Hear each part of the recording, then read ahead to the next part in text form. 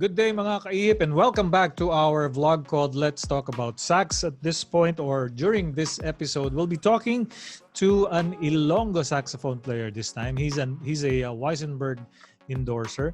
He's been touring the country doing professional gigs here and there. He's been doing solo and of course he's been doing a lot of front acts for major artists as well. We'll be knowing more about our guests, so please welcome. Oh, by the way, he's a very enthusiastic motocross, or not motocross, motorcycle rider. Motorcycle tourer, yeah. Tourer, there you go. All right, ladies and gentlemen, on the vlog today we have Seanne Richard. Hey guys. Yo. Thanks, John, for having me. It's awesome to be here. Oh, it's my pleasure, and thank you for giving us your time. I know you just had an encounter a few days ago, but let's not dwell on that because it will look cool. Yeah, the important thing is we're doing great and we're here. Yeah. If you want to know more about the details on that, maybe you can check on his motovlog. You can link it up here. We'll be putting the link up here and down at the description below, so do check it out. And if you haven't subscribed to this channel or to Sean's channel, please do. Again, we'll be putting all the links down below in the description. Give it a like and share it if you'd like, and of course click the notification bell so that you know that we have a new video out for you. So let's now get down to business. Seanne, again, thank you for joining me, and let's get to know more about you. Can you tell us a brief background on how you started with the saxophone, how your music started? Well, I've always been a big fan of music. My dad was a musician through and through. He used to play at the Manila Hotel. Interesting background story before I move on to the sax part. I grew up in a monastery. So like for 16 years, no friends, no school, no communication, practically just music and holy books. So I got into the music thing really young. I played before this recorder. I played violin, I played a bit of piano and guitar. But when I heard this, the very scandalous Careless Whisper, I think I was around 10 years old when I heard it. Then asked my dad, "What's that instrument? That sounds really good." And he told me it was a saxophone. So for the next 6 years, almost every day, I would keep asking him, "Can I have a saxophone?" And he's like, "No, what for? You're going to become a monk." And I was like, "Okay, fine." But eventually, my dad and mom, they split, and I moved to Bacolod with my mom's family. My dad went full time into the monastery, and he relented. He decided, "Okay, I'm gonna get him a saxophone." His thinking was it would keep my mind off the girls. It did work for a couple of years. Until the girls started. Given the reputation of our instrument. So exactly, yeah. That's that. I got into the saxophone at that age. Before I moved to Bacolod, I studied at the DBC ISAS Conservatory in Pasig for about 3 months under a teacher who studied in Berkeley, Mr. Anthony Morris. So we were doing that for about 3 months, and then I moved to Bacolod. When I got to Bacolod, so it was paradigm shift, outside world. I only knew how to speak English, not even Tagalog. So yun, commuting was a pain. But the first thing I wanted to do was to go to a music school. I have this fresh new Chinese horn that I want to learn and hopefully earn from. So I studied at the Yamaha School of Music dito. It's a really small place, pero it got the rudiments going. Yes. And annoyed my neighbors so much that they moved out.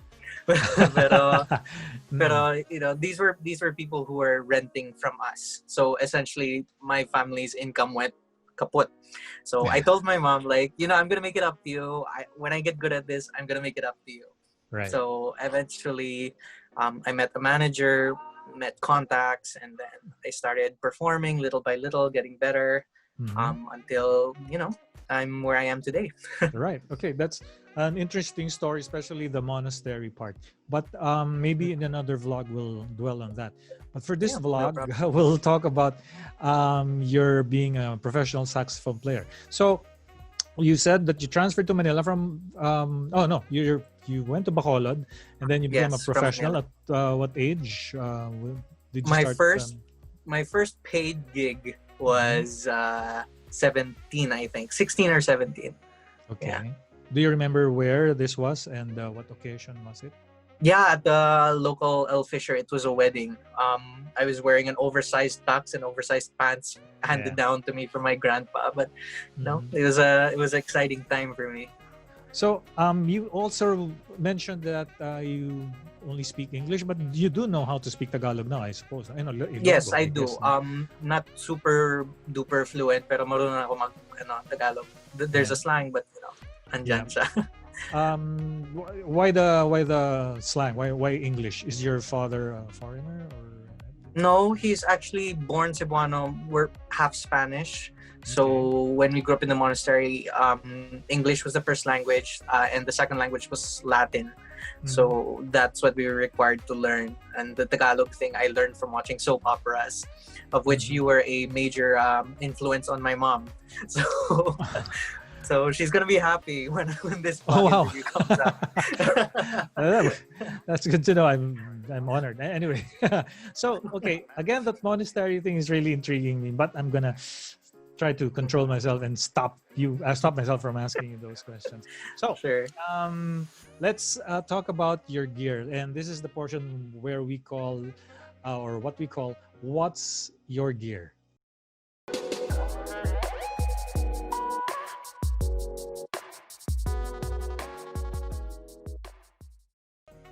Yeah. So, What's your Sean, gear? Thank what saxophone do you use?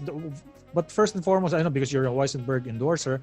So, what saxophone did you use when you started? You mentioned the China-made saxophone. Yeah, China-made saxophone called J.S. Schmidt. I've had 3 of these saxophones before, and they're all completely different designs. So yeah, it's through and through a Chinese horn. Then I moved on to a friend gave me a Selmer beginner model, and I played on that for a good 4 years. Then a motorcycle friend of mine had a closet horn. This was a beautiful mint condition white Yamaha YS52, which he sold to me for super dirt cheap. It was a closet queen, so it was about 30 years old. It was a purple logo, and it had no wear and tear whatsoever. He was a flutist also, and he bought it, decided to try it, didn't like it, put it under his bed for 30 years. So Wow. I jackpotted there. Yeah. After that, I sold it. I played a Kyleworth, a Julius Kyleworth. This is a EX90 series, the lower end model of Kirk Whalum's horn. So that's what I played for a good year. Then I moved to P. Mariette. I played a couple of P. Mariette horns, a 67R in vintage finish, and then a silver one. Right. And the turning point for me came when a friend of mine, Mr. J. Cyrus Villanueva, he got in touch with me and said, because I'm always traveling, Dumaguete and my home is just 3 hours or 4 hours by car. So I'm in Dumaguete all the time. It's a fantastic place for vacation or if you're going to retire. So he said, come on over. Let's try one of my horns. I did, and I was sold. From the ergonomics to the way it sounded, it kind of like allowed you to be you. So yeah, I play ngayon on a Weissenberg A602 in gold lacquer finish. Right. And I recently played on a Beechler Belite for a good 6 years. Dave Cause's mouthpiece, and then they gave me a anniversary edition. This was when they brought me to Taiwan, to Shanghai, last October, and then they gave this to me, and I was sold. It was kind of like the Beechler Belite and the Durga had a baby. A Theowani Durga had a baby. So there we go. That's Sorry, who brought you to Shanghai? The Weissenberg guys brought the you Weissenberg family. Not just the ones from Dumaguete, but the Weissenberg CEO himself. That's one of the perks that we got was we got to go to Taiwan. I went to Taiwan 2 years ago. They brought me to the factory in Taichung, and then they toured us around for about 5 days. Right. And then last year they took us to Shanghai. This was in October, I believe, for the Shanghai Music Festival. So it was a blast. Like one one large warehouse just full of booths for saxophones. Ah, The next warehouse is a booth for all guitars or stringed right. instruments, and they had like 20 warehouses. It was a fun time. The Weissenberg people were super cool. You could consider them a family. The owner is very down to earth. He Mhm. picks you up and takes you from the airport in a BMW 8 Series and Wow. makes sure he buys you milk tea when you arrive. He's that kind of guy. He's just so cool. Yeah, I he's see. one of the I guess best. he, from the sound of it, he's a young person, young guy. No, he's about in his late 50s. Oh, But very very young at heart, practical joker. The English isn't so good, but we kind of meet halfway. yeah. So that's why Joffrey and him are like super close, because Joffrey's a joker. Joffrey's my co-Weissenberg endorser. He is a Right. vlog video here also with Mr. John, so you guys can also check that out. It's an Yeah. awesome episode. Wait, maybe you can greet your CEO from Weisenberg so that we can say hi to him. All right. and, Okay, Mr. John Wei, Naiwen, the whole Weissenberg team, Matthew, our technical director, and the one who designs the horns is his youngest son, his son. So, and the whole family over there. It's miss you guys. It's been so long already, but we were actually planning to go to Thailand and Vietnam, hopefully this year, but we'll see how it goes. Hope you guys are okay there. Shout out. You guys are awesome people. Great. A shout out to all the Weisenberg people. If you're looking for a beginner, right here. Anyway, I aside love from that plug. aside from playing the alto, from what I know, you play the flute as well. Aside, Yes. other saxophone like tenor, soprano, no. It's alto No, and currently flute. no. Just alto and flute. I also play a Weissenberg flute. Oh, they have flutes. They have flutes, yes. Yeah. Okay. Yeah. And I see. Okay. But how did you start playing the flute, naman? The flute, because I started with like most saxophonists, you start with the standards, Sinatra, Tony Bennett. Right. Then my manager introduced me to Jobim, Mhm. Astrid Gilberto, Mhm. Stan Getz. So Yeah. he's like, you can't just play the sax doing bossa nova. Here's a flute. Give it a try. It was a 2,000 peso cheap China flute that Mhm. I learned from, and it was incredible. It was a good time. It was learning a new instrument. Yeah. So there. Oh, okay. So, but of course, your primary instrument is the saxophone, and then The you double saxophone. with the flute. Yeah, I double on the flute. Great. All right. So, ladies and gentlemen, that's What's Your Gear from our guest artist today, Seanne Richard. And now we will be going to what we call your practice routine.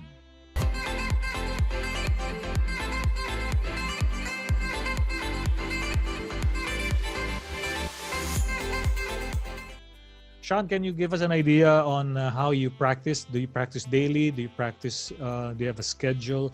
What exactly do you concentrate on when you start practicing, or how do you start your practice for the day? All right. When I started music, my practice was always the rudiments, the basics, and note reading, sight reading. I'm kind of ashamed and proud at the same time to confess that I'm mostly a widower. I have very good ears. You hum a tune, I can probably play it right straight out. At least my level of hearing is that okay, and I'm really good at transposition. But that's also a crutch because I also want to learn to read music. But now that I'm focusing on other careers as well. I don't have the time to practice that. But with regards to my practice routine, before it was daily. Until the neighbors became an issue. And then I started getting regular gigs, which were practically every day. So I would have weddings on the weekdays and then sometimes regular gigs on the weekends. So there came a point in my career where I wasn't practicing at home. Like my practice was kind of hands-on. Right. And before, I would just listen to like jazz tracks, Mindy Aber, Dave Koz, Gerald Albright, and kind of just internalize those things, figure out the licks, do it in all keys, that sort of thing, and apply it at gigs. A lot of people know the concept. A lot of people know the notes to play, but when you have to apply it in the context of a musical piece, that's where the challenge comes, because how do you know that this paragraph is going to fit here into this body of text Right. if you're not familiar with it? So Mhm. I would, kind of practice during gigs, especially during cocktails. No one's listening to you during the cocktails. That's So right. you're in the corner, they're having their Yeah. hors d'oeuvres, having wine, and you're just, noodling around Yeah. and finding what sticks, what works for you. So that was my practice routine for the majority of my career. So a lot of it wasn't very focused. Mhm. So I kind of lost time there, so to speak. There are a lot of younger players who have started much later than me that are incredibly good. Mhm. And I did lose a lot of time there, but I think I'd like to say I made it up for in experience, in practical application. Right. So there, that was the practice routine. Nothing super specific. It is in essentially nothing super specific. No problem. That's I mean, in music, there's nothing. There's no wrong or right in how you, um, I guess, exercise your talent. So that's all very fine with me. So, ladies and gentlemen, that's the practice routine from Sean. And speaking of practice routine, again, we have this new portion called "How Do You Do It."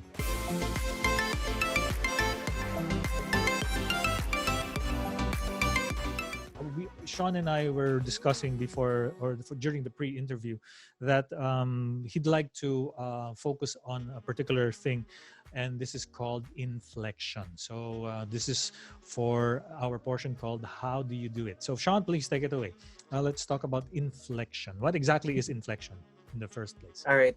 So when we this is one of my favorite topics, because a lot of people don't cover this when they're teaching. However, they are great examples of how inflection is used properly.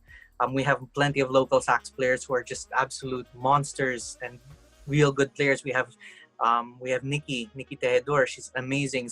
Sir Mark Guevara. He's really, really good. People I look up to, and they're really good at this. And you know, as a student, when you're starting, it can be very daunting to kind of figure out, how do I sound like a professional? Of Mhm. course, you have to have good tone. Of course, you have to do your long tones. But if you're doing long tones and then just playing note for note, you sound like a robot. And people can tell you're a beginner, even though you've been doing long tones and have perfect pitch for the past 5 years. So inflection is essentially, at least in my understanding and in my own explanation, is how you pronounce the words, how you pronounce the notes that you're playing on the sax. Mhm. These notes give it a personality. These notes give you an accent. This is how we can tell people like Kenny G. Like, the moment Kenny G music starts playing in the background, you know it's Kenny G. It's because he's mastered the art of inflection. Right. He has his own personal tone. He has his own way of singing the notes. When Mhm. you listen to Dave Koz, it's also the same. He has his own style. Now, if you listen to people like Gerald Albright, he also has his own flavor. Yeah. And this is also separate from the notes that they play, because the notes that they play, like, some people like to play it fast, some people have these signature licks and phrases. Right. But if inflection gives you the vocal chords that you use. Mhm. So, for example, if you're listening to Dave Koz, a lot of what he plays is essentially, when he jumps octaves, he doesn't jump octaves like G to G's, or like where he's doing. He's always doing. It's kind of like that. These are very, very simple things Mhm. that really affect the sound that you give. Just that little semitone upwards. You don't even have to use your fingers. You can just drop your jaw and just bite it. And then Yeah. when you're hitting that note, you're kind of scaling upwards just a little bit, just by semitones. I'm speaking about this from experience, because there are so many better people who can teach you about this. But this is just one of my favorite topics, at least to get our viewers started on Right. something that has really intrigued me for a long time. Mhm. If you listen to Gerald Albright, his way of inflecting his notes is very staccato. Gerald Albright's been playing with the likes of Maceo Parker and James Brown. These are funk soul people back in the day, Yeah. where it was all high intensity, very staccato, very, even before Earth, Wind and Fire. So one of Gerald Albright's favorite licks was always to do this lick. or even things like. So he would just jump octaves up and down, and it's just incredible how he can just jump from the lowest octave to the horn to the highest note he can hit, just spot on precision. And a lot of that has to do with the way that we control here, which brings us back to inflection, the way you pronounce the notes. Now, to develop your own inflection, because two people can never be the same copy. That's what I firmly believe. I've tried for so long to sound like Dave Koz. I played a Yamaha horn. I would play his Rico Plasticovers. I would play his Beechler Belite 7. And I would never sound like 100% like him. Maybe 80, maybe 70%. And a lot of that has to do with the way you think about what you play. Essentially, two people can be speaking on stage talking about the same thing, but they're saying it in different words. That's the analogy. So if you're talking about tonal concept, Dave Koz has a different throat shape. Dave Koz has a different jaw position. He has a bit of an overbite, underbite, like that kind of thing. So over time, you listen to these people, you listen to your favorite artists, and you kind of pick up from them unconsciously. You listen to them, you don't realize it, but when you start playing, you realize, oh, I just did something that Kenny G would do. I just did something that Mindy Aber would do. And little by little, on practical application in weddings, corporate functions, you apply these, you find how it fits in the context of what you're playing.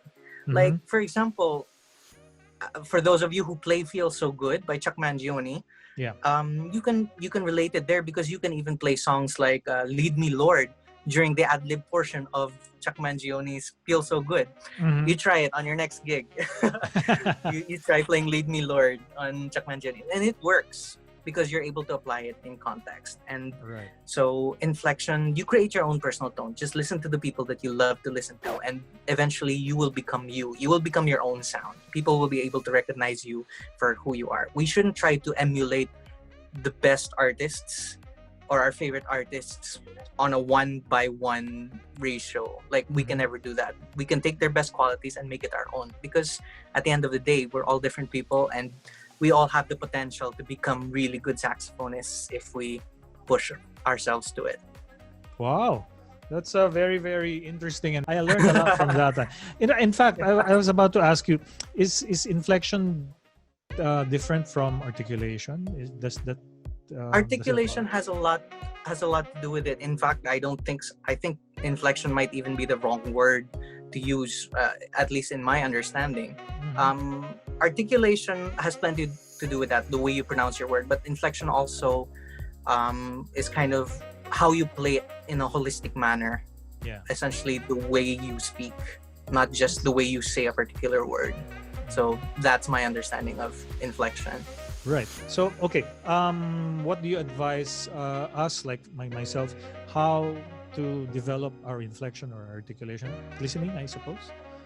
Yes, listening number one, and a lot of it has to do also with improvising. It's very good to have a classical background. It really teaches you the foundation. It teaches you to be a good musician in general. But classical musicians are essentially playing the true to life version of what the original composer has decided it would be.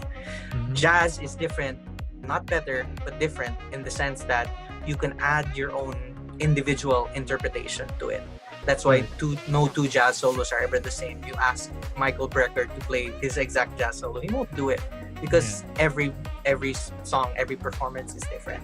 And that's kind of what it is. The more you apply your own learnings or your own observations to what you play, then you'll eventually develop your own inflection. You don't have to be super conscious about it, but at the end of the day, at the end of the month, you realize, these are the new licks I learned. Let me try to transpose it in all keys. Ganyan. That's where it all starts. I see. Wow, great. So, ladies and gentlemen, that's how do you do it. Ang galing, ha? Sean, thank you very much. So, at this point, ladies and gentlemen, we're running out of time, really. It's how fast around the time. So, let's get right to it. We'll be asking Sean for his pro tip of the day.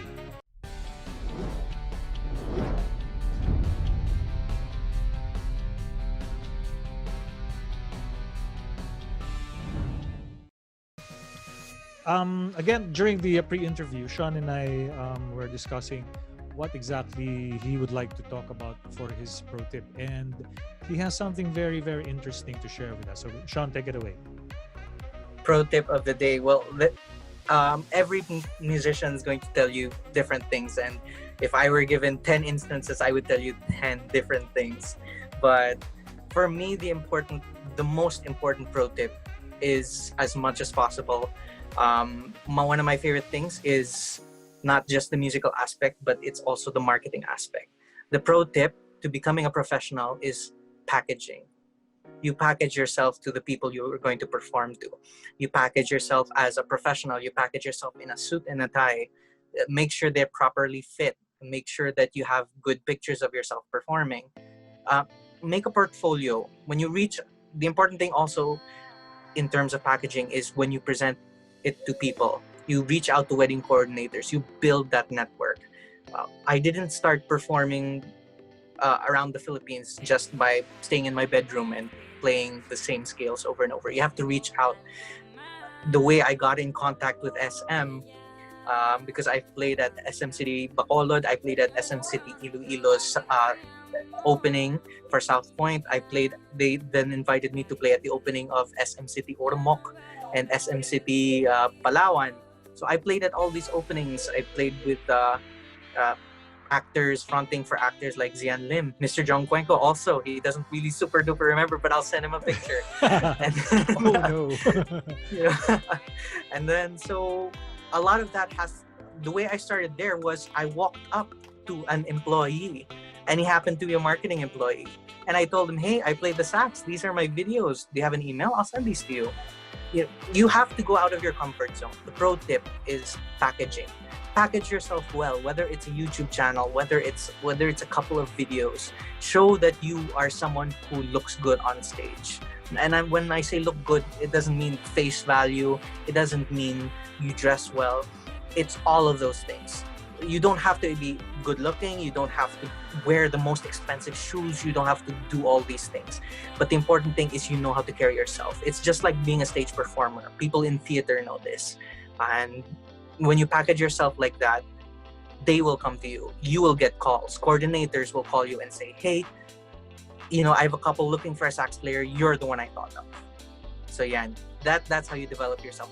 For me, that's the number one pro tip. Because you can learn everything on YouTube these days when it comes to playing the saxophone.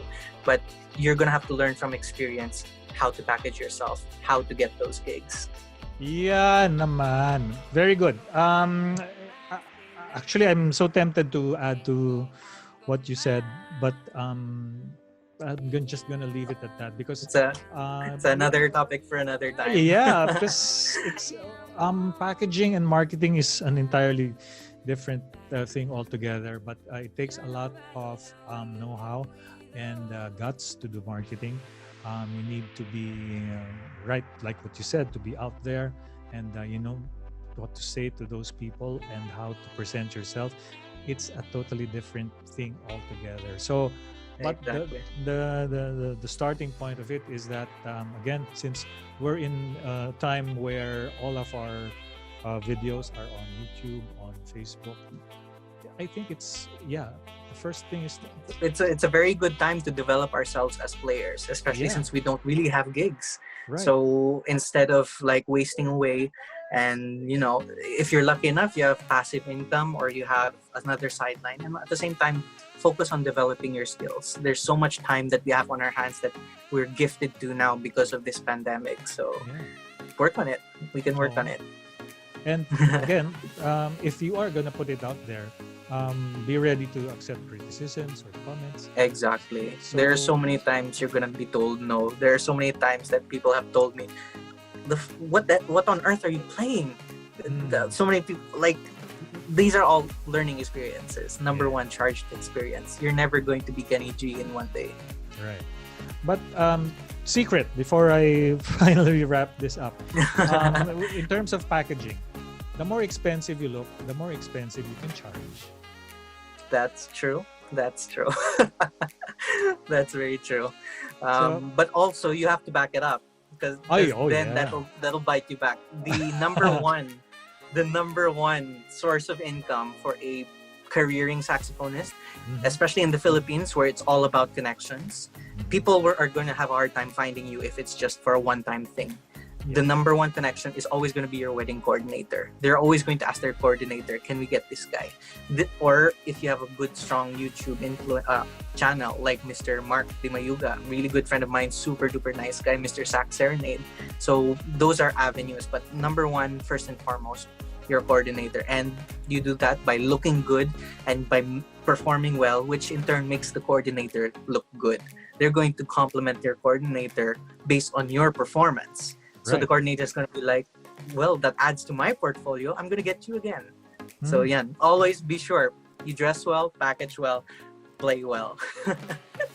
Ayun. So that's, ladies and gentlemen, Seanne Richard pro tip of the day. And it's very important and very, very helpful. Sean, we're out of time, believe it or not. Yeah. It really flies when you're having fun and when you're, learning a lot of stuff.